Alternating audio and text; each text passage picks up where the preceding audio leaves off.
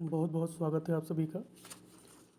UP TET की परीक्षा रद्द होने के बाद सी टेट की परीक्षा आपकी लगी हुई है और इसी क्रम में हम लोग देखने वाले हैं कि सी टेट में जो गणित का जो पोर्शन है आपका मैथ का, उसमें पेडागॉजी जो आती है उसके संबंध में जो प्रीवियस ईयर में आए प्रश्न हैं उनको हम लोग देखेंगे। ठीक है, तो इस क्रम में हम देखते हैं पहला प्रश्न वह जो इस प्रकार है कि निम्नलिखित में से कौन सा कथन सही नहीं है। ठीक है, नहीं शब्द को आप ज़रूर ध्यान में रखिएगा। ठीक है, ऑप्शन दिए हुए हैं कि सभी अभाज्य संख्याएं विषम होती हैं। दूसरा ऑप्शन है अभाज्य संख्याएं अपरिमित रूप से अनेक हैं। तीसरा ऑप्शन है अभाज्य संख्याओं के केवल 2 गुणनखंड होते हैं। चौथा ऑप्शन है एक अंक वाली केवल 4 अभाज्य संख्याएं हैं। देखिए इसका जो सही उत्तर है यानी कि कौन सा कथन सही नहीं है, उनमें जो सही उत्तर है वह है पहला। ठीक है, कि सभी अभाज्य संख्याएं विषम संख्याएं होती है। देखिए 2 एक अभाज्य संख्या है लेकिन वह विषम नहीं सम संख्या है।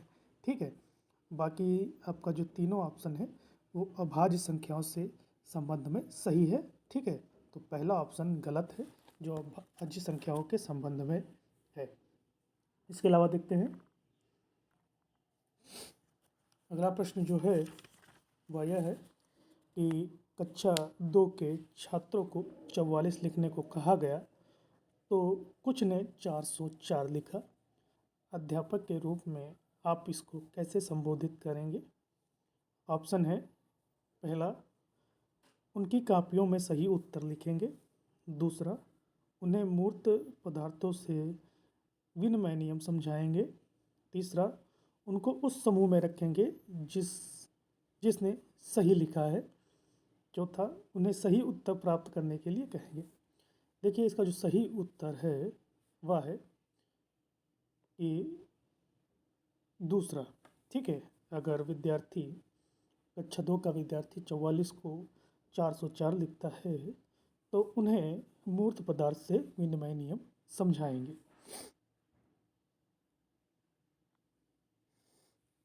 अगला प्रश्न, गणित को प्राथमिक पाठ्यक्रम में प्रतिचित्रण का परिचय देने का प्रमुख प्रयोजन है। ऑप्शन है पहला त्रिविम विचार क्षमता को प्रोत्साहन देना। दूसरा अनुपातिक विवेचना को प्रोत्साहन देना। तीसरा विषय को सरल और रुचिकर बनाना। चौथा संख्याओं की निरसता को समाप्त करना। इनमें से कौन सा ऑप्शन प्रतिचित्रण के परिचय को देने के लिए महत्वपूर्ण है। ऑप्शन 1 दिया है पहला और तीसरा। ऑप्शन 2 पहला और चौथा। ऑप्शन 3 पहला और दूसरा। ऑप्शन 4 दूसरा और तीसरा। देखिए इसका जो सही उत्तर है कि गणित के प्राथमिक पाठ्यक्रम में प्रतिचित्रण का परिचय देने का प्रमुख प्रयोजन है त्रिविम विचार क्षमता को प्रोत्साहन देना और अनुपातिक विवेचना को प्रोत्साहन देना। यानी कि आपका जो ऑप्शन सही होता है वह तीसरा। ठीक है, पहला और दूसरा। अगला प्रश्न देखते हैं, एनसीईआरटी यानी कि राष्ट्रीय पाठ्यचर्या 2005 के अनुसार निम्नलिखित में से कौन से विषय प्राथमिक विद्यालयों में गणित पाठ्यक्रम का भाग नहीं है। ठीक, प्राथमिक विद्यालय में यानी कि 1 से 5। ठीक है, तो उसमें है चौपड़ यानी टाइलिंग, सममिति, प्रतिरूप और अनुपात। देखिए एनसीईआरटी 2005 के अनुसार प्राथमिक विद्यालय के गणित के पाठ्यक्रम में अनुपात शामिल नहीं है। ठीक है, तो इसका जो सही उत्तर है वह है चौथा। अगला प्रश्न, सूत्रों का प्रयोग किए बिना अध्यापक निम्नलिखित में से किन साधनों शिक्षण अधिगम सामग्री का प्रयोग यह दर्शाने के लिए कर सकता है कि विभिन्न आयामों वाले 2 आयतों का क्षेत्रफल समान हो सकता है। ऑप्शन है पैमाना, ग्राफ पेपर, धागा और टाइल। देखिए बच्चे भी प्राथमिक लेवल के हैं। ठीक है, तो उनके लिए सबसे आसान रहेगा कि आयत का क्षेत्रफल, तो उसी आयत के क्षेत्रफल वाली सामग्री, ठीक है, पैमाना और धागा नहीं, ग्राफ और टाइल, ठीक है, का प्रयोग कर सकते हैं क्योंकि वो आयताकार जैसे ही होते हैं, ठीक है। तो इसका जो सही उत्तर है वह है दूसरा, ठीक है। अगला प्रश्न है, निम्नलिखित में से गणित में उपलब्धि कम होने का कारण क्या हो सकता है, ठीक है। यानी गणित में आपकी जो उपलब्धि हासिल है वो उसका कम होने का कारण क्या हो सकता है। ऑप्शन है लिंग, सामाजिक संस्कृति, पृष्ठभूमि, तीसरा गणित का स्वरूप, चौथा व्यक्ति की स्वाभाविक क्षमता। देखिए, किसी विद्यार्थी की गणित में उपलब्धि उसके लिंग एवं उसकी सामाजिक संस्कृति पृष्ठभूमि पर निर्भर नहीं करता है, ठीक है। उसकी उपलब्धि कम होने का कारण स्वाभाविक क्षमता होता है, ठीक है। यानी कि जो इसका सही ऑप्शन है, उसकी उपलब्धि कम होने का वह व्यक्ति की स्वाभाविक क्षमता से है, ठीक है। अगला प्रश्न, यह समझाने के लिए कि 1/4 1/3 से छोटा है, निम्नलिखित में से कौन सी योजना सबसे अधिक उपयुक्त होगी।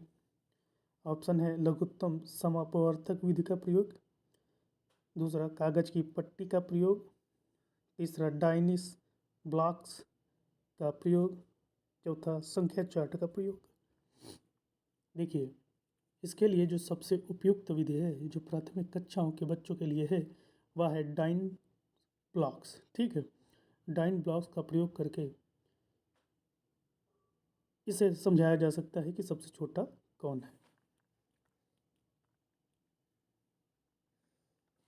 अगला प्रश्न है, प्राथमिक कक्षाओं में बच्चों को गणित पढ़ाने के लिए बनाई जाने वाली पाठ्य योजना का निम्नलिखित में से कौन सा अति महत्वपूर्ण पहलू है। ऑप्शन है पाठ्य पुस्तक के अनुक्रम का अनुसरण करना, दूसरा है गणितीय संकल्पनाओं को संरचनात्मक ढंग से प्रस्तुत करना, तीसरा है विद्यार्थियों को अवसर देना कि वे संकल्पनाओं की संरचना करें, चौथा क्रियाकलापों को लिखना और इस संदर्भ में प्रश्न देना।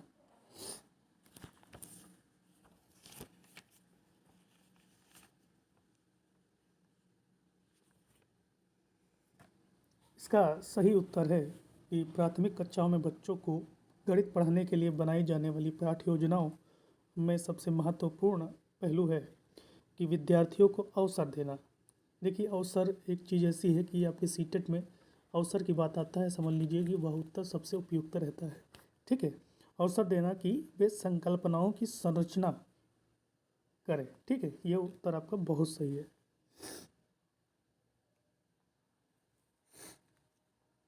अगला प्रश्न है, निम्नलिखित में से किसे संरचनात्मक यानी रचनावादी गणितीय कक्षा कक्ष का लक्षण नहीं माना जा सकता, नहीं माना जा सकता, ठीक है। तो देखते हैं ऑप्शन, गणित के अधिगम में भाषा और संवादों की भूमिका पर उचित ध्यान दिया जाता है, ठीक है।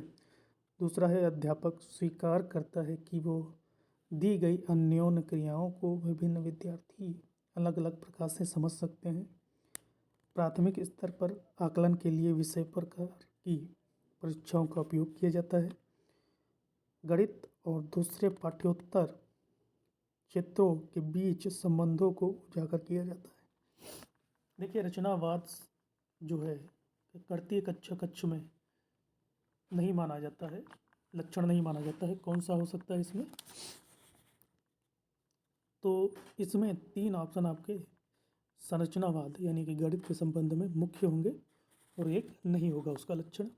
तो इसका जो सही उत्तर है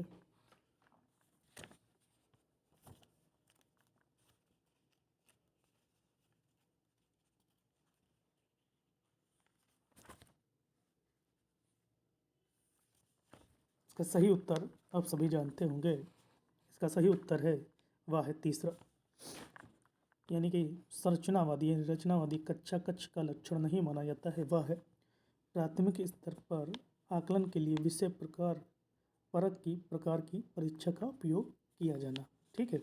ये आपका उत्तर नहीं है।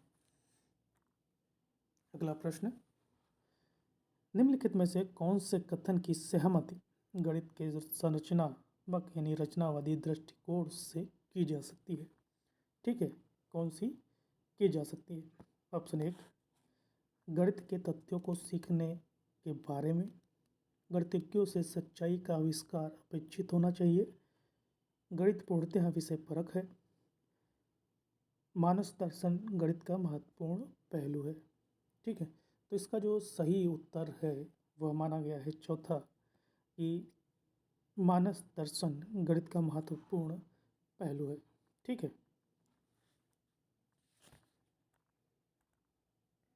अगला प्रश्न इसी क्रम में, निम्नलिखित में से कौन सा क्रियाकलाप बच्चों में त्रिविम समझ को विकसित करने के लिए अधिक उपयुक्त होता है? ऑप्शन है, बोतल के ऊपरी दृश्य को चित्रित करना, दूसरा है मानचित्र पर शहरों का स्थान निर्धारण करना, तीसरा है चंद्रमा के उदय होने का समय लिखना, चौथा है संख्याओं को संख्या रेखा पर निरूपित करना।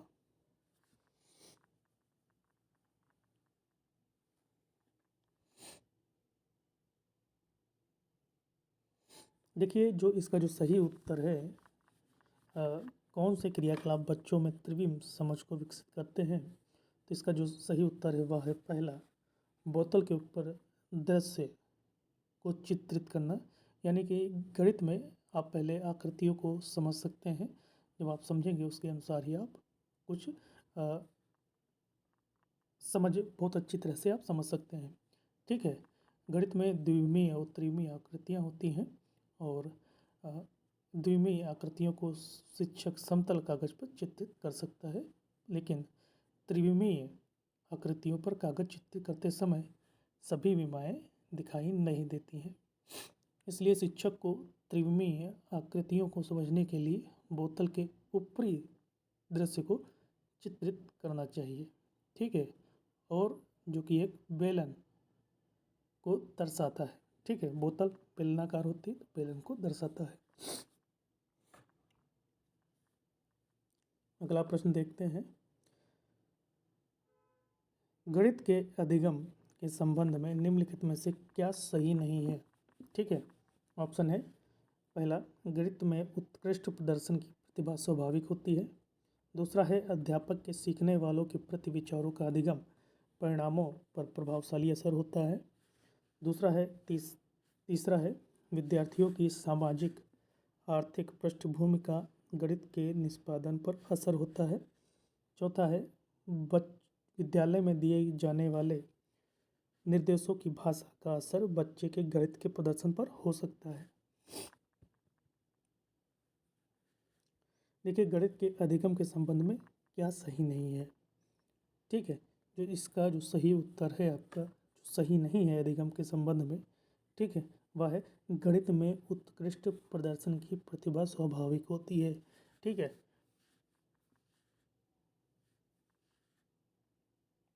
ठीक है, ये उत्तर गणित के अधिगम के संबंध में सही नहीं है। ठीक है, इसको हम देख लेते हैं, थोड़ा आप भाषा को समझने की कोशिश करिएगा कि गणित के अधिगम की अनेक विधियों से या अनेक माध्यम से अध्यापक गणित का शिक्षण कर सकता है। जैसे आपका जो मौखिक के द्वारा वह समझा कर सकता है गणित में, और चित्र दिखाकर भी प्राथमिक कक्षाओं में वह समझा सकता है। ठीक है, तो गणित में उत्कृष्ट प्रदर्शन की प्रतिभा स्वाभाविक होती है, यह गणित के अधिगम के संबंध में सही नहीं है। अगला प्रश्न, निम्नलिखित शाब्दिक समस्या के प्रकार को पहचानिए।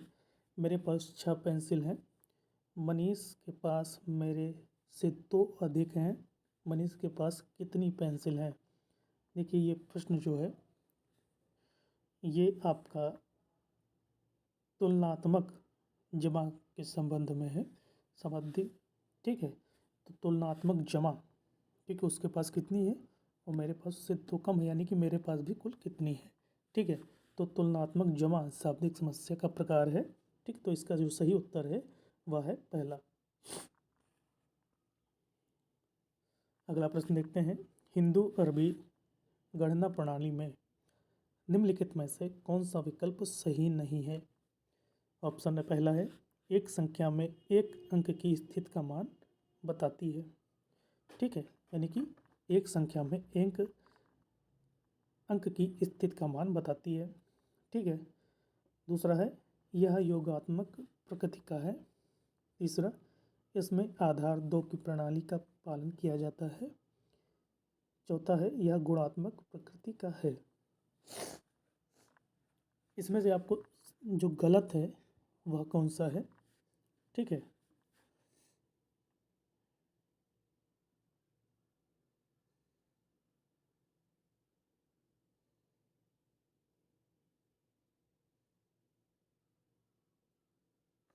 इसका जो सही उत्तर है, जो हिंदू अरबी गणना प्रणाली में सही नहीं है, वह है तीसरा, इसमें आधार 2 की प्रणाली का पालन नहीं किया जाता। आधार 2 का मतलब कि बाइनरी प्रणाली। ठीक है। अगला प्रश्न है, प्राथमिक स्तर पर ज्यामिति के अध्ययन के लिए वांछनीय प्रक्रिया पहचानिए। ऑप्शन है प्राथमिक स्तर पर ज्यामिति को सरल मूलभूत आकृतियों की पहचान तक सीमित रखना चाहिए। दूसरा ऑप्शन है अध्यापक को प्रारंभ में सरल आकृतियों की स्पष्ट परिभाषा देनी चाहिए और उदाहरण दिखाने चाहिए। तीसरा है बच्चों को प्रचुर अवसर दिए जाने चाहिए कि वे दिक् स्थान की अंतर्दर्शी समझ को विकसित कर सकें। चौथा है प्राथमिक स्तर पर व्यापक ज्यामिति शब्द संग्रह का विकास करना उद्देश्य नहीं होना चाहिए। ठीक है। देखिए, ज्यामिति अध्ययन के संबंध में वांछनीय प्रक्रिया कौन सी हो सकती है? देखिए, इसमें जो सही ऑप्शन जो है आपका वह है तीसरा, बच्चों को प्रचुर अवसर देना चाहिए। मैंने कहा था अवसर की जब बात आती है किसी भी ऑप्शन में आपको अवसर दिखे, समझ लीजिए कि उस प्रश्न का सबसे उपयुक्त आंसर वही होगा। ठीक है। बच्चों को प्रचुर अवसर दिए जाने चाहिए और दिक् स्थान पर अंतर्दर्शी समझ को विकसित करना चाहिए। ठीक है, ये आपका सबसे अच्छा उत्तर है। अगला प्रश्न है, वो शायद ये अंतिम प्रश्न है। प्रश्न है कि निम्नलिखित में से क्या गणितीय त्रिकणा का सूचक है? ऑप्शन है पहला, गणितीय संकल्पनाओं की परिभाषा देने की क्षमता। दूसरा है गणितीय प्रक्रिया की तर्क संगतता देने की क्षमता।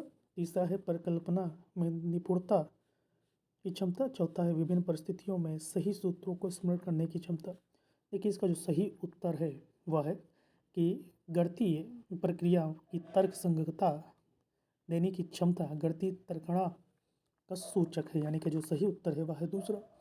देखिए दोस्तों, ये वीडियो आपको कैसा लगा जरूर कमेंट के माध्यम से बताइए, जिससे मैं आपको गणित की पेडागोजी से मैं वीडियो निरंतर आपको देता रहूं और आप ज़्यादा से ज़्यादा इस चैनल के माध्यम से गणित की पेडागोजी सीटेट के लिए आप कंप्लीट कर सकें। जय हिंद, जय भारत।